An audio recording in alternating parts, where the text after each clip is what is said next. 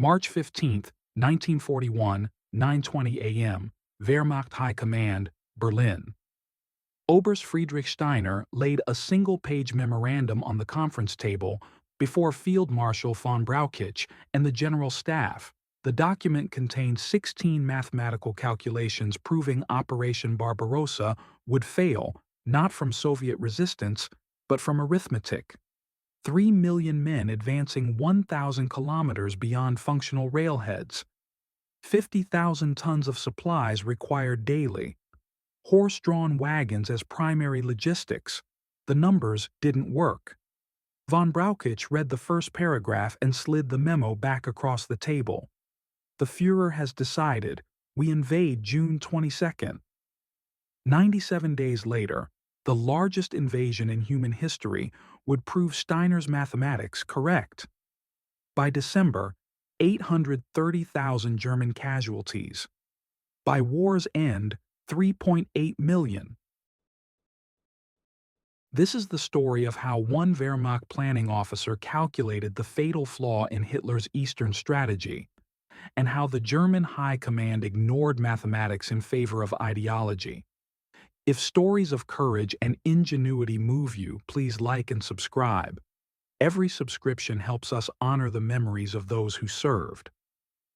Friedrich Steiner joined the Wehrmacht in 1935 at age 28, already holding a doctorate in civil engineering from Technical University of Munich. His specialty: railroad logistics and supply chain mathematics. The Wehrmacht operations planning staff recruited him in 1938 specifically for his expertise in calculating supply requirements for extended campaigns. By March 1941, he had spent 3 years modeling logistics for every major Wehrmacht operation: Poland, France, the Low Countries, Norway. The planning for Operation Barbarossa began in July 1940, immediately after France fell. Hitler's directive was explicit: destroy the Soviet Union in a single summer campaign before Britain could recover. The invasion would commence in May 1941, later delayed to June 22 to secure Yugoslavia and Greece first. The operational plan called for 3 army groups totaling 3.8 million men to advance along an 1,800-mile front from the Baltic to the Black Sea. Objective: reach the Arkhangelsk-Astrakhan line, essentially conquering European Russia before winter. The Wehrmacht High Command based its timeline on assumptions. Soviet military leadership was decapitated by Stalin's 1937 purges. Soviet equipment was inferior. The population would welcome liberation from communism.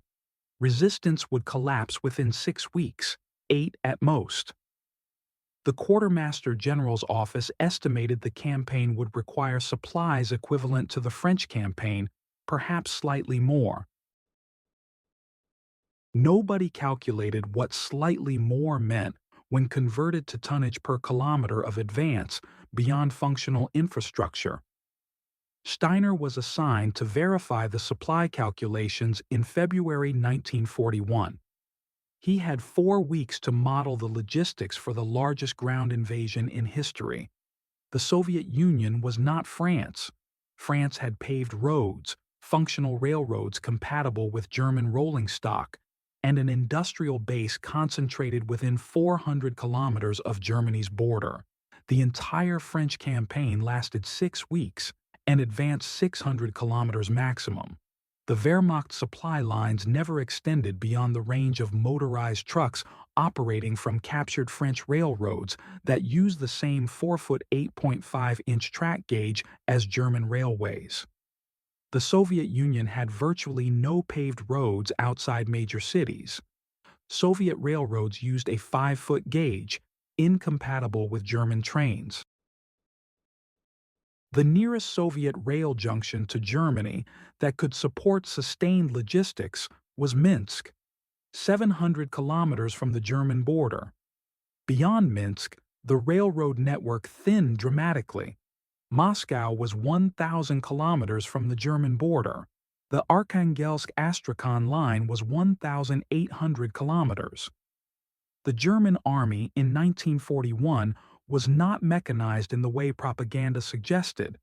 3 million men divided into 153 divisions. Of those, only 19 were panzer divisions and 15 were motorized infantry. The remaining 119 divisions, 77% of the force, moved on foot and depended on horse-drawn wagons for supplies. The Wehrmacht employed 750,000 horses for Operation Barbarossa, more than Napoleon had used for his 1812 invasion. A single infantry division required 300 tons of supplies daily: food, ammunition, fuel, medical supplies, replacement equipment. A panzer division required 500 tons. 3 million men in sustained combat required approximately 50,000 tons of supplies delivered to the front every single day. Horse-drawn wagons traveling unpaved Russian roads in summer carried 2 tons per wagon and averaged 25 kilometers per day. In the Rasputitsa, the seasonal mud that turned unpaved roads to swamps, wagons moved 10 kilometers per day, if they moved at all. The plan called for horse-drawn supply columns to sustain an advance of 1,000 kilometers in 6 weeks, then 1,800 kilometers by autumn, across terrain with virtually no paved roads and incompatible railroads, while simultaneously fighting the largest army in the world. Steiner spent 3 weeks calculating these numbers. Then he wrote his memorandum. February 18th through March 10th, 1941. Steiner worked 16-hour days in his office at Wehrmacht Planning Staff Headquarters, modeling supply requirements using actual data from Soviet geography, German transport capabilities, and historical consumption rates from previous campaigns. The mathematics became increasingly grim the deeper he calculated. The core problem wasn't advancing to Moscow. Blitzkrieg tactics could achieve that: overwhelming force at decisive points, rapid exploitation of breakthroughs, encirclement of Soviet armies before they could retreat and reorganize. The problem was sustaining the advance once supply lines extended beyond the range of motorized transport operating from functional railroads. German trucks in 1941 had an operational range of 400 kilometers round-trip before requiring refueling and maintenance. That meant trucks could effectively supply forces up to 200 kilometers beyond the nearest functional railroad. Beyond 200 kilometers, supplies had to move by horse-drawn wagon.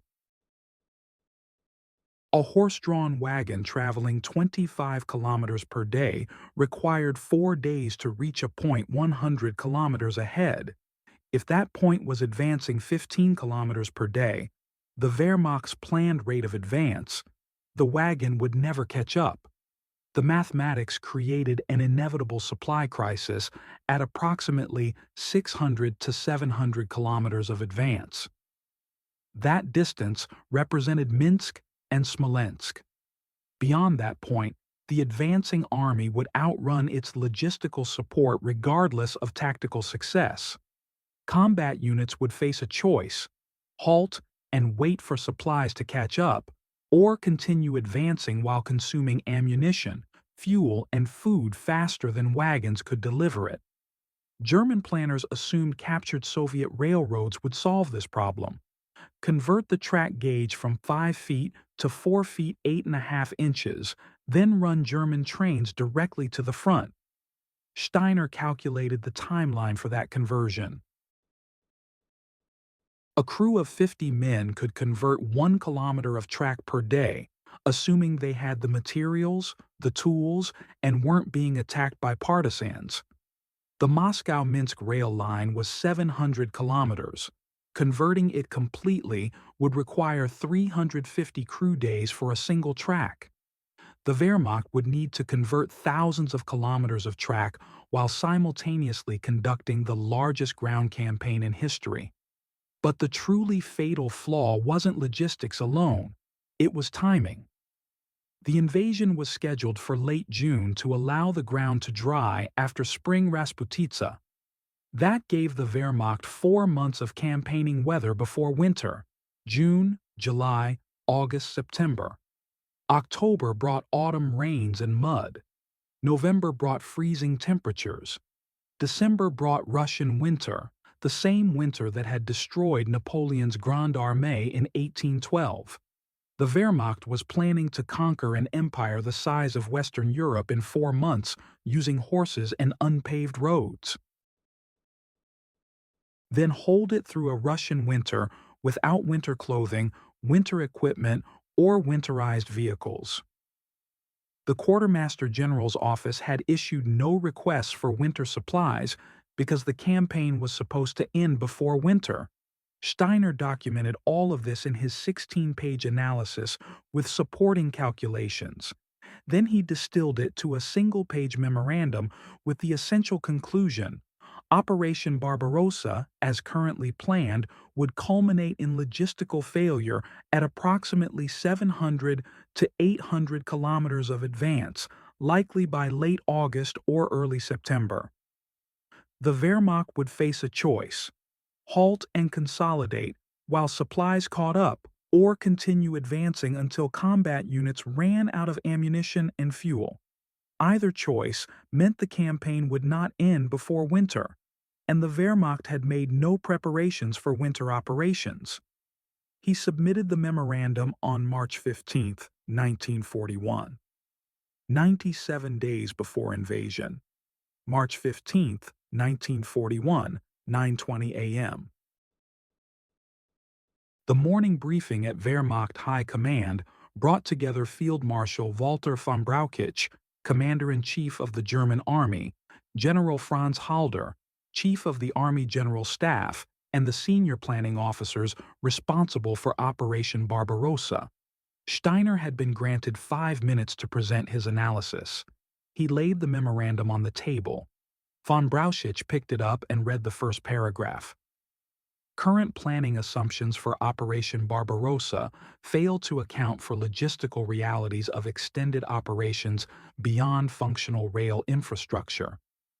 Mathematical analysis indicates supply crisis will occur at 700 to 800 kilometers of advance regardless of tactical success.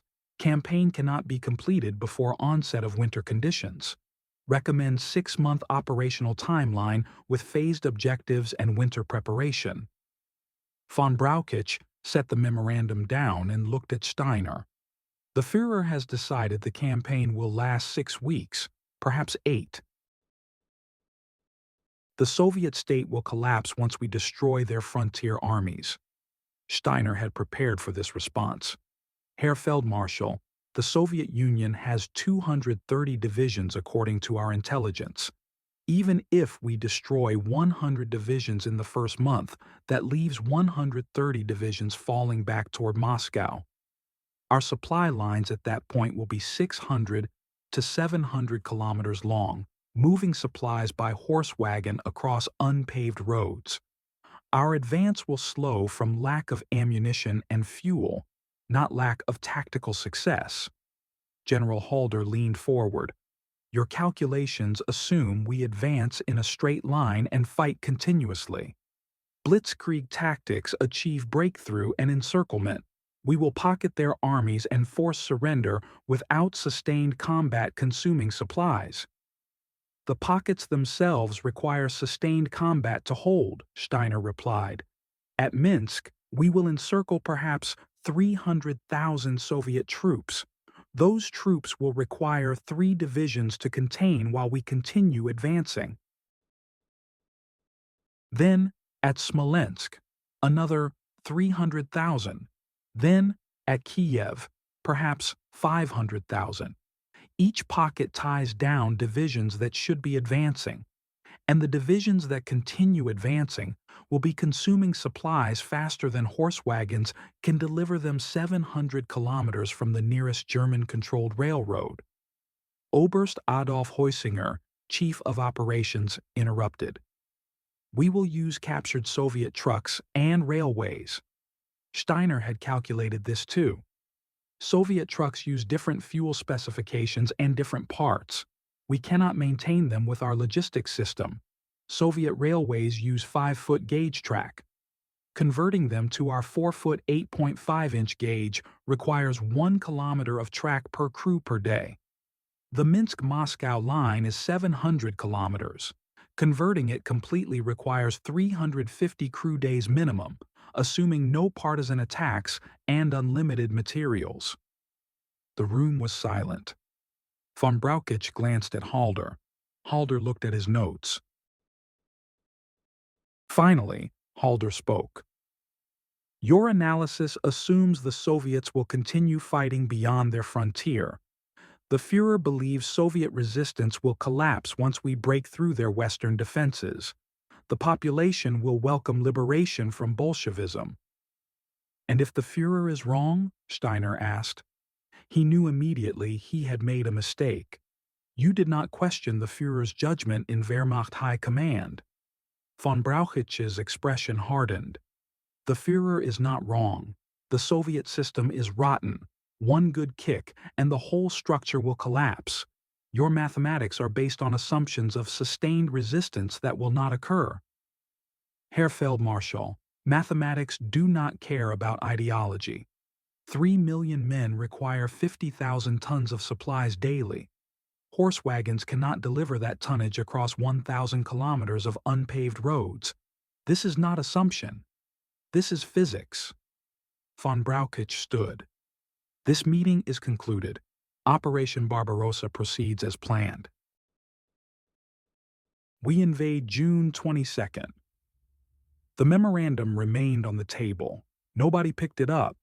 Steiner returned to his office and filed a copy in his personal records. He had done his duty. The General Staff had been warned. What happened next was no longer his responsibility, except he would be there to watch it unfold. June 22, 1941, 3:15 a.m. Operation Barbarossa commenced with 3 million men advancing along an 1,800-mile front. Army Group North drove toward Leningrad. Army Group Center attacked toward Minsk and Smolensk, the direct route to Moscow. Army Group South advanced into Ukraine.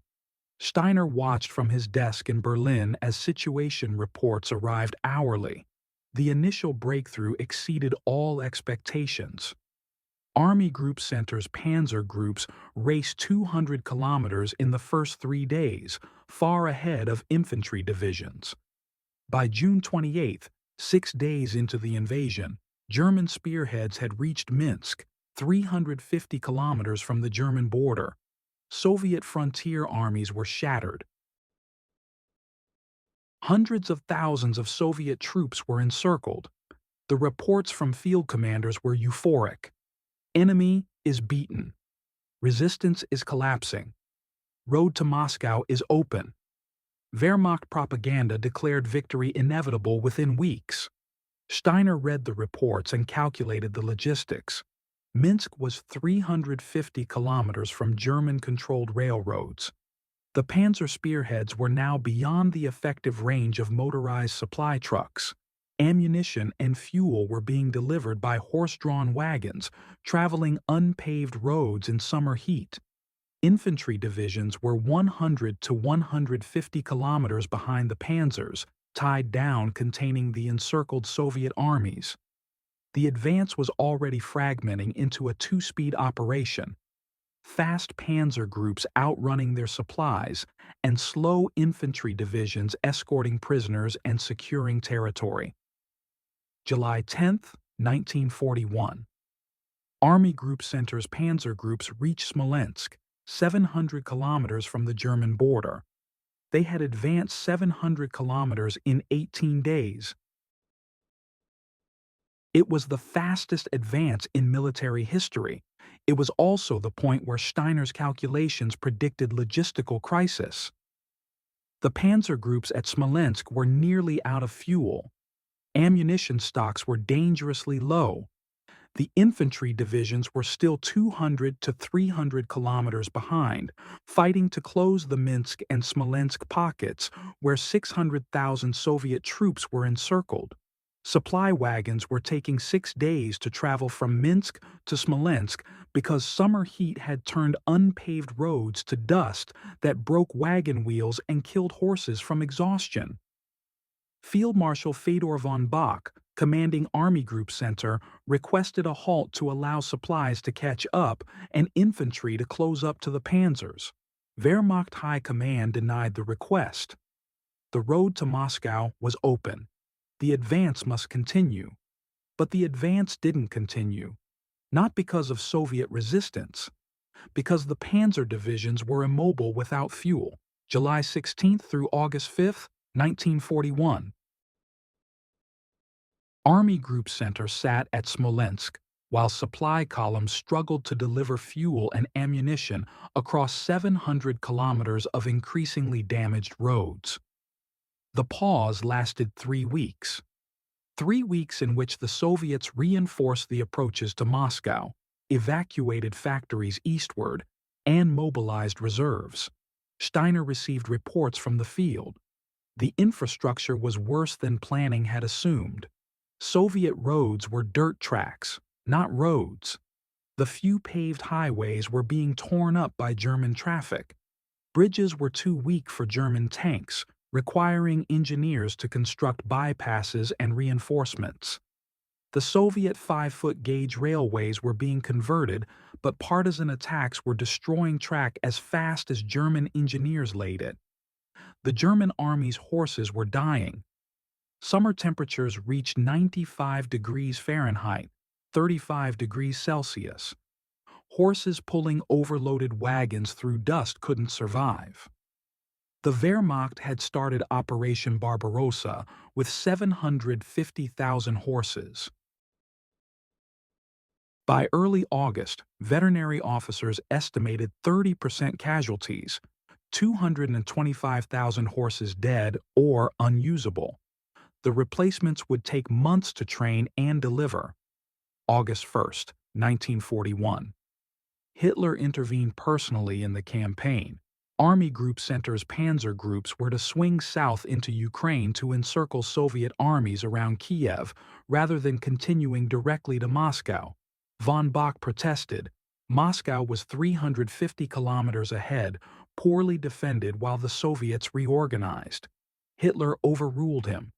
The strategic objective was destroying Soviet forces, not capturing cities.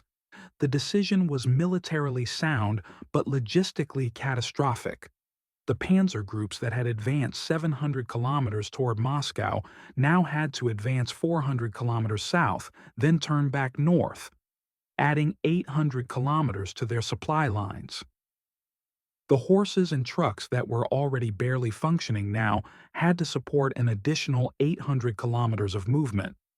Steiner calculated the timeline. If the Kiev operation took 3 weeks, optimistic given the distances, and then Army Group Center resumed the Moscow advance, it would be late September before German forces reached Moscow's outskirts. That gave them perhaps 4 weeks. Before November, rains turned roads to mud, and winter would follow immediately after. The weather in Russia turned cold in November. Winter arrived in December. The Wehrmacht had no winter clothing, no winter equipment, no winterized vehicles. Because the campaign was supposed to end in August 25, 1941. Army Group Center's panzer groups commenced the drive south toward Kiev. They covered 400 kilometers in 10 days, another remarkable achievement, and linked up with Army Group South to encircle 665,000 Soviet troops in the largest encirclement in military history. The victory was complete. It was also meaningless from a strategic perspective because Moscow was not captured and time had run out. September 26, 1941. The Kiev pocket was eliminated. German forces began reorienting north for the final drive on Moscow. But it was already October. Autumn rains began on October 7th. The unpaved roads turned to swamps. The Rasputitsa had arrived. German vehicles that had driven 1,000 kilometers since June now sank to their axles in mud. Horses that had pulled wagons through summer heat and dust now struggled to move them through knee-deep mud. Supply columns that had taken 6 days to travel from Minsk to Smolensk now took 12 days, if they moved at all. Army Group Center's panzer groups sat immobilized, waiting for the ground to freeze. Steiner read the field reports and checked his calculations from March. The Wehrmacht had advanced approximately 800 kilometers and was now facing logistical crisis. Exactly as he had predicted. The campaign had not ended before winter. Exactly as he had predicted. And the army had no winter preparations. Exactly as he had warned. October 30th, 1941.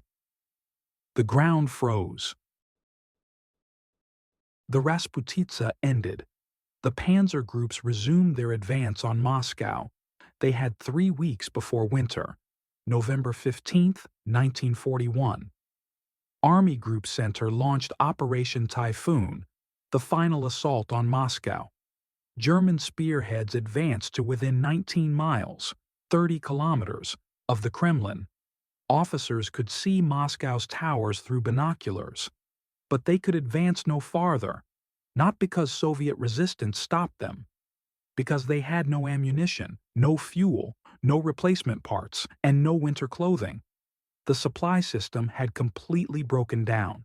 The German army at Moscow in November 1941 was at the end of supply lines that stretched 1,000 kilometers across frozen, damaged roads from German-controlled railroads that had been partially converted from Soviet gauge.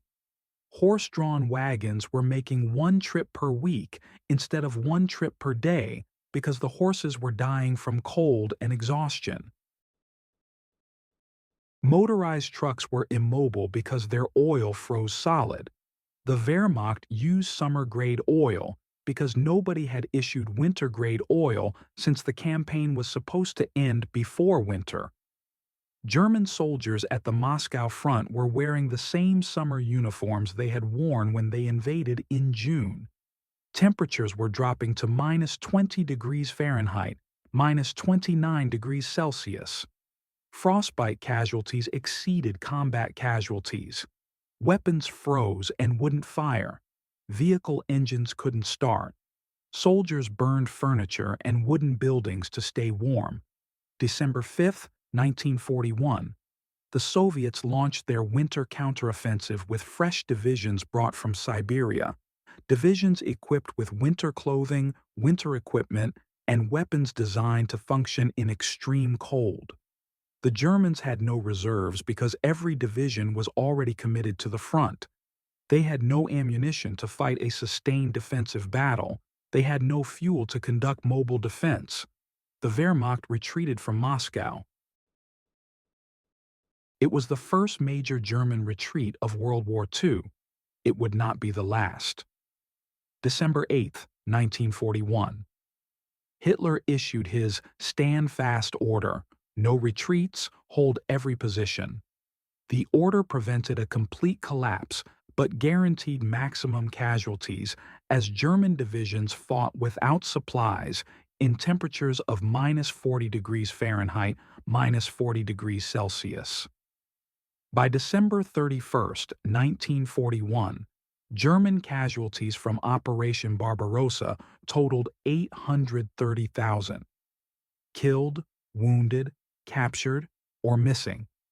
The number would eventually reach 3.8 million by 1945. Steiner's memorandum from March 15th had predicted all of it. The advance to 700 to 800 kilometers. The logistical crisis. The failure to end the campaign before winter. The lack of winter preparations. Every single element. The Wehrmacht High Command had ignored mathematics in favor of ideology. Physics had won. December 20th, 1941. Steiner sat at his desk in Berlin reading casualty reports from the Eastern Front. 830,000 casualties in 6 months. The largest single campaign losses in German military history. The Wehrmacht's offensive capability was shattered. The war was entering its third winter. Nobody was discussing victory timelines anymore. His memorandum from March sat in his desk drawer. He had submitted it to Field Marshal von Brauchitsch on March 15th. Von Brauchitsch had read the first paragraph and returned it. Nobody else had read it. Nobody had run the calculations. Nobody had checked his mathematics. They had believed ideology would defeat physics. They had believed the Soviet Union would collapse because Hitler said it would collapse. They had believed supply lines could support 3 million men across 1,000 kilometers of unpaved roads because to believe otherwise meant questioning the Führer's plan. And now, 830,000 men were dead, wounded, or captured because nobody had checked the mathematics. Steiner pulled out the memorandum and reread his conclusion from March. Mathematical analysis indicates supply crisis will occur at 700 to 800 kilometers of advance regardless of tactical success.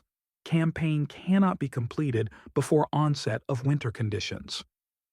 The Wehrmacht had advanced 1,000 kilometers before the supply crisis became terminal.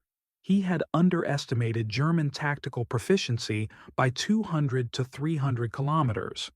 But the fundamental analysis was correct. The campaign had culminated in logistical failure at approximately the distance he predicted. The campaign had not ended before winter. The army had no winter preparations. If von Brauchitsch had read past the first paragraph, if Halder had run independent calculations to verify, if anyone had checked the mathematics instead of accepting Hitler's assertions. The Wehrmacht could have either delayed the invasion to prepare for winter operations or limited objectives to 600 to 700 kilometers with plans to consolidate and prepare for a 1942 continuation. Instead, they had launched the largest invasion in history with a timeline based on ideology rather than logistics, and 830,000 men had paid the price. Steiner's memorandum was not the only warning Wehrmacht High Command received before Operation Barbarossa. Multiple senior officers expressed concerns about the timeline and logistics. They were all ignored. Field Marshal Gerd von Rundstedt, commanding Army Group South, privately told colleagues in May 1941 that the campaign could not be completed in a single summer.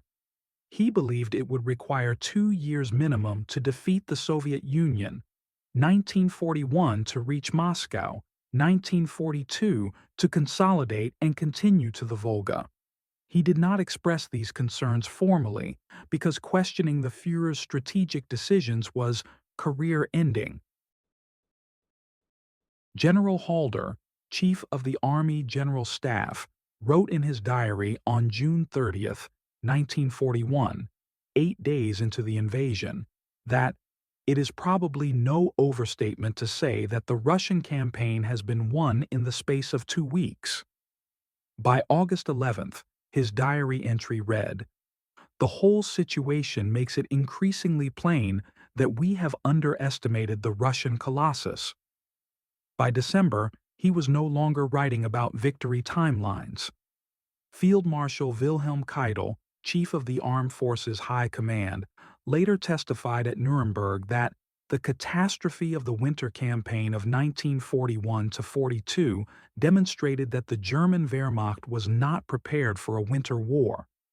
When asked why winter preparations had not been made, he replied, "Because the Führer believed the campaign would end before winter."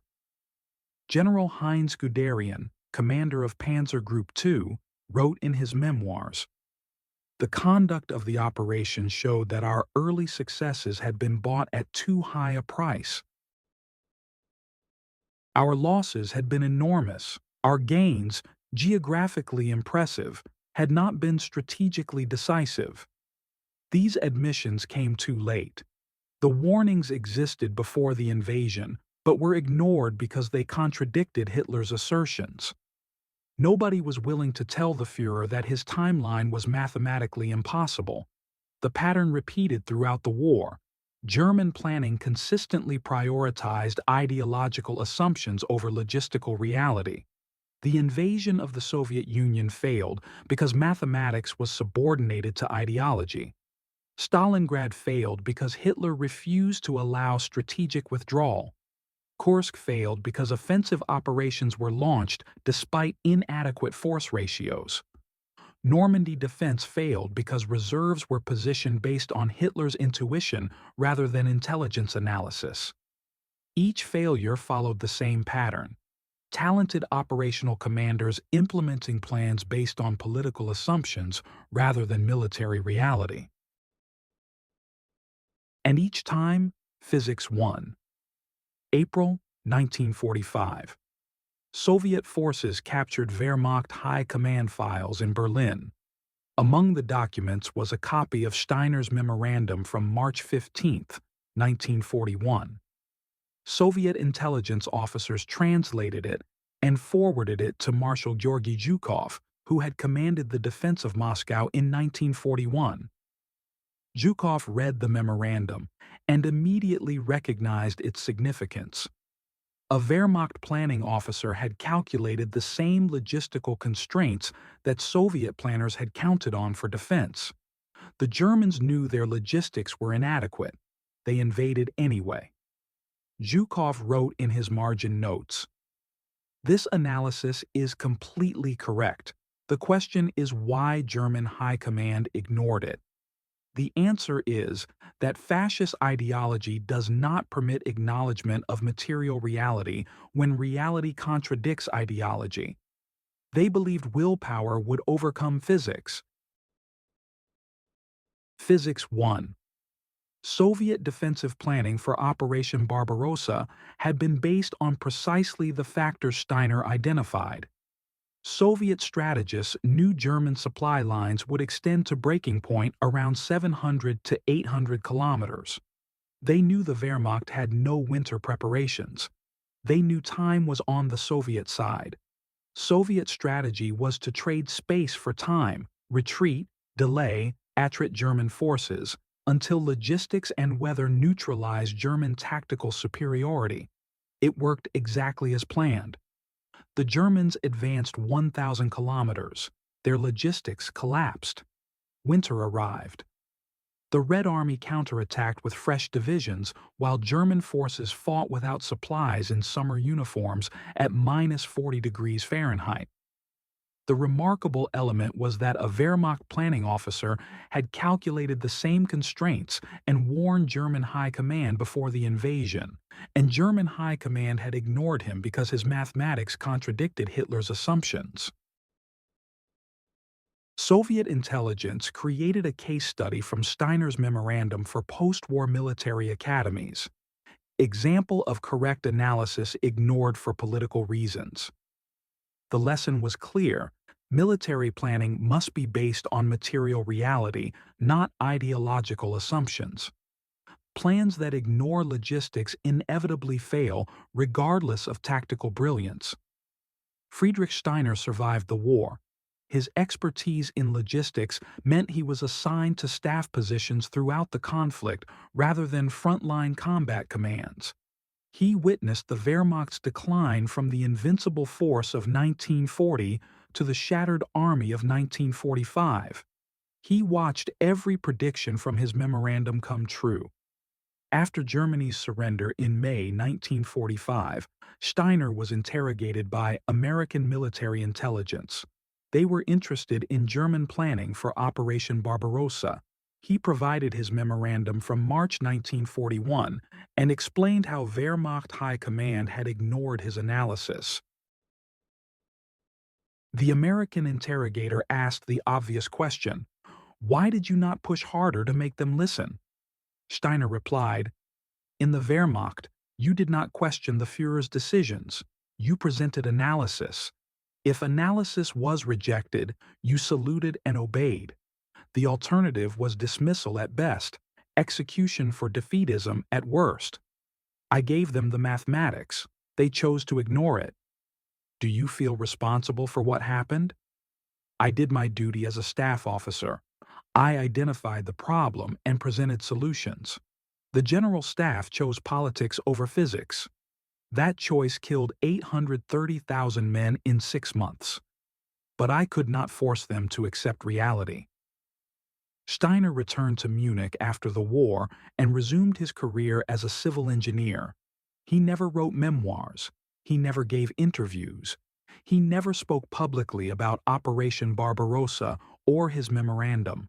When colleagues asked about his war service, he replied, "I calculated supply requirements." Nothing more. He died in 1987 at age 80, largely forgotten. His memorandum from March 1941 remained in Wehrmacht archives, recovered by Soviet forces and later by American military historians. It is now used in military academies as a case study. How correct analysis can be ignored when it contradicts political assumptions. The lesson is taught alongside Napoleon's 1812 invasion of Russia. Superior tactical forces can be defeated by logistics and weather when planning ignores material constraints. The Wehrmacht in 1941 repeated Napoleon's mistakes from 1812 because ideology prevented learning from history. Friedrich Steiner saw it all before it happened. He calculated the distances, the tonnages, the timelines. He warned the Wehrmacht High Command 97 days before invasion, and they ignored him because his mathematics contradicted the Führer's belief that willpower could overcome physics. 830,000 casualties in 6 months proved that mathematics does not care about ideology. March 15, 1941. One Wehrmacht planning officer sat at a desk in Berlin and calculated that the largest invasion in human history would fail not from enemy action but from arithmetic. 3 million men advancing 1,000 kilometers across unpaved roads using horse-drawn wagons could not be sustained. The campaign could not end before winter. No winter preparations existed. He documented 16 pages of calculations. He summarized them in a single-page memorandum. He submitted it to Wehrmacht High Command. They read the first paragraph and ignored the rest. 97 days later, Operation Barbarossa commenced. 6 months later, 830,000 German casualties proved the mathematics was correct. 4 years later, 3.8 million casualties proved the mathematics remained correct. One man saw the fatal flaw before the invasion. The German High Command chose ideology over arithmetic. Physics won. If this story of military hubris and mathematical inevitability moved you, please like, subscribe, and share. Comment below. What other cases should we examine where accurate analysis was ignored for political reasons? Thank you for watching this exploration of Operation Barbarossa and the warning that nobody heeded.